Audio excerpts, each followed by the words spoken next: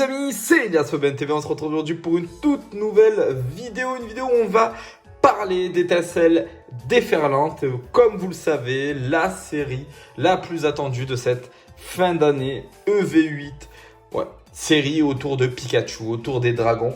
C'est une série qui fait énormément parler. On avait une première vague de cartes avec Paradis des Dragons, donc la série japonaise, et on avait été quasiment conquis finalement par le début de cette série-là, finalement la première partie. Et puis on a eu une deuxième partie un peu plus timide où c'est vrai, on s'est posé beaucoup de questions, on a eu pas mal de doutes. Et justement, on a une troisième vague de cartes où là, on arrive à avoir deux alternatives, deux AR et quelques cartes finalement communes, rares, holo. Et justement, on va voir ensemble si cette troisième vague-là va maintenir la hype ou au contraire va la faire descendre. Avant de commencer la vidéo, bien sûr, n'hésitez pas à vous abonner si ce n'est pas déjà fait, à liker, à partager, mais aussi à me dire en commentaire ce que vous pensez de cette série à date. N'oubliez pas les amis, on est partenaire de MPoké. MPoké c'est quoi? C'est une boutique en ligne qui fabrique des protections d'items scellés ou de cartes à l'unité de tout TCG. Donc n'hésitez pas, ils font du Pokémon, du Lorcana, du Yu-Gi-Oh, du Magic, du Dragon Ball, du Altered. Ils font vraiment de tout. Les prix sont plutôt abordables, donc n'hésitez pas, ils font partie des moins chers du marché. Vous avez le petit lien dans la description, mais vous avez aussi 10% sur toute la boutique avec le code promo Elias OBNTV 10. N'oubliez pas aussi, pour ceux qui ne sont pas inscrits sur Whatnot, en description, vous avez le lien de description pour bénéficier de 15 € offerts dès vos premiers achats grâce justement à mon lien d'inscription. Alors les amis, on va pas perdre de temps et on va d'abord commencer avec ces trois petites cartes qui vont s'afficher. Donc c'est les trois elfes, donc Créelfe, Créfollet et Créfadé.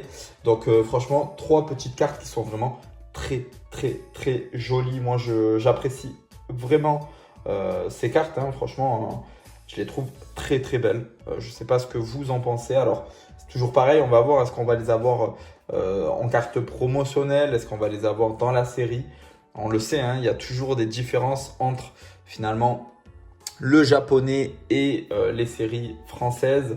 Mais là, concrètement, les amis, moi, j'ai rien à dire sur ces trois cartes-là. Elles sont vraiment très jolies. On remarque que finalement, on a le même décor que les cartes Latios et Latias. Oui, les mêmes décors, le même décor. Donc, je sais pas, ils ont peut-être fait exprès, voilà, mais ça voudrait dire qu'on est trois elfes avec deux dragons dans le même lieu. Ça, c'est incroyable. C'est dommage qu'on peut pas finalement assembler ces cartes-là, et c'est dommage que ces trois elfes-là, on les a pas tous les trois, je précise, en AR. Peut-être qu'il y en aura d'autres qui vont arriver et peut-être que d'autres cartes AR vont arriver. Mais en tout cas, voilà, c'est trois cartes qui sont vraiment très jolies. On continue les amis avec le barreau. Alors là, moi je le trouve vraiment très bien fait. Alors le Pokémon en lui-même, bien évidemment, c'est pas un Pokémon qui est hyper apprécié, je vous l'accorde. Par contre, il faut vraiment s'attarder sur l'environnement. Finalement sur le design de la carte dans sa globalité et pas que sur le Pokémon. Et je trouve que la carte est vraiment très bien réussie. Après, on va pas se mentir, vous ouvrez le display, vous avez, je vous dis n'importe quoi, 2, 3, 4 AR garantis. Ouais, c'est pas forcément l'AR que vous allez chercher. Mais en tout cas, je trouve la carte quand même dans l'ensemble plutôt jolie. On continue les amis avec, oui les amis, vous l'avez bien vu, le Créfollet. Magnifique, j'ai rien d'autre à dire, magnifique. Et en plus de ça, elle s'ajoute finalement aux cartes de Latios et Latias. Voilà, on est dans le même, comme je vous ai dit, un peu comme les trois cartes juste avant, des trois elfes. On est vraiment sur le même décor, le même lieu. Alors je sais pas, hein, mis côte à côte, si ça va donner quelque chose de plutôt, voilà, où il y a une continuité, ça serait vraiment cool, faudra voir. Mais ouais, la carte est magnifique, le Pokémon est très apprécié, on le sait. Donc ouais, c'est vrai que c'est beau. J'espère, après, je crois qu'on est quasiment au maximum des carters. Je me rappelle plus exactement, mais j'espère, enfin voilà, qu'il y ait les deux autres elfes, ça serait vraiment magnifique. On verra bien. Mais en tout cas, très très très belle AR, hein. Vraiment, je trouve que elle est très très jolie. Au-delà hein, du Pokémon, déjà la posture du Pokémon, puis l'environnement, le lieu. Enfin, je suis désolé, mais les rayons du soleil là sur le coucher, ça forme des rayons multicouleurs là, un peu arc-en-ciel. Enfin, c'est vraiment vraiment très très très beau. On va continuer.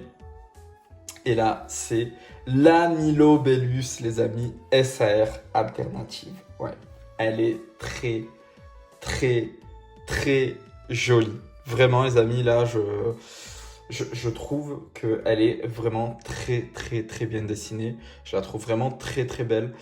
Je sais pas ce que vous en pensez, mais j'ai l'impression que Pokémon Company s'est tourné quand même sur des cartes alternatives où on voyait quand même les Pokémon vraiment de très près. Je suis pas hyper fan sur les cartes alternatives. J'aime bien avoir un Pokémon un peu plus éloigné. Je vais donner par exemple l'exemple du Dracofeu 251 que beaucoup n'apprécient pas. Ben moi, j'apprécie énormément cette carte de Dracofeu 251 parce que justement, je trouve que le fait qu'il soit plus éloigné, plus petit, il y a plus de détails finalement sur l'illustration, sur la carte. Voilà, je préfère un peu plus ça. C'est vrai que lorsque le Pokémon est trop grand sur la carte, ça ressemble un peu à une full art et c'est pas forcément le format que j'apprécie le plus. Mais en tout cas, la Milobellus, je la trouve quand même très très jolie. C'est un Pokémon qui est très apprécié et je trouve voilà l'illustration très très belle. Et on va terminer par la fameuse carte que beaucoup attendaient finalement, c'est ce fameux Pikachu alternative. Alors concrètement les amis, on va pas se mentir. On va pas se mentir. Moi je vais être honnête avec vous. Je suis pas hyper fan. Ouais, je suis pas hyper fan. Alors oui, le Pikachu est beau. La carte brille, pleine de couleurs, ok. On voit qu'il y a le rayon de soleil. Alors, au niveau de la photo, c'est peut-être la photo qui est pas.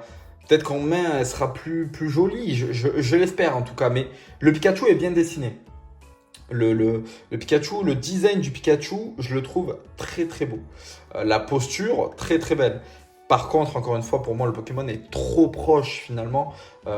Et ça, pour moi, ça gâche un petit peu la carte. Après, ce n'est que mon avis, hein, c'est vraiment subjectif. Mais en tout cas, moi, je vous l'ai dit, hein, j'aime bien quand le Pokémon est éloigné, plus éloigné, surtout sur les alternatives. Là, c'est vrai que je le trouve vraiment très proche finalement très proche. Donc, on prend une grosse partie de la carte. On voit un peu au loin des rayons de soleil. Il est dans l'herbe. Il a une posture, voilà, où il regarde quelqu'un, peut-être son dresseur, on ne sait pas. Mais en tout cas, voilà. Là, le Pikachu en lui-même, le design est beau. Mais la carte, je la trouve pas hyper jolie. Et après, il faut pas se mentir. Encore une fois, la forme stellaire, c'est pas forcément une forme qui est appréciée. En tout cas, moi, c'est pas forcément une forme que j'apprécie. Donc, automatiquement, c'est vrai que voilà, ça rentre dans notre jugement. Maintenant, les amis, si on doit faire on va dire un tour global, général finalement de la série à date, je pense sincèrement que la série va être plutôt belle, que la série va être hype. Je pense que les gens, et puis j'ai déjà vu quelques commentaires sur certains Discord, etc. Ça commence à parler un petit peu hein, sur la série et on aperçoit une remontée de la hype finalement sur cette série depuis la sortie justement de ces 4 cartes ultra rares. Alors, sur les 4, je vais être honnête avec vous, celle que je préfère le plus, ça va être l'AR de Créfollet. Voilà, pour être honnête. C'est pas forcément le Pokémon que j'apprécie le plus, Créfolet. Mais par contre, je trouve que la carte est vraiment très très très jolie. J'ai l'impression que sur cette série-là, les AR seront peut-être plus recherchés que les SAR. On l'a vu hein, avec la Latios AR, là le Créfolet. Enfin, moi je pense sincèrement que ça va être une belle série, une bonne série. Honnêtement, je pense que je vais m'ouvrir quelques boosters, peut-être des tripacks ou je vais voir. Mais je vais m'en ouvrir parce que, alors qu'à la base, voilà, j'étais un peu dubitatif. Je vais en garder en scellé dans ma collection perso. Et moi, quand je garde en scellé, ben, je garde un item de chaque parce que j'ai pas budget illimité. Là, j'ai commandé une display, une ETB. Et puis, j'irai prendre des blisters scellés en magasin ainsi que des tripacks. Mais genre je prendrai un tripack avec la carte promo Elector et puis je prendrai quelques blisters Pikachu et Latias. Je vais pas forcément faire les Arcets, je fais plus d'Arcets moi concrètement hein. J'ai arrêté de faire les Arcets parce que je collectionne vraiment que les Pokémon que j'apprécie. Donc faire des Arcets pour avoir un autre Coco, je suis pas fan, donc enfin voilà, je vais vraiment à l'essentiel et je vais vraiment prendre les Pokémon qui m'intéressent. Alors oui, potentiellement, je vais prendre plusieurs Pikachu, Blister Pikachu. Alors quand je dis plusieurs, c'est peut-être 4 ou 5. Et pareil pour les Blister Latios et Latias.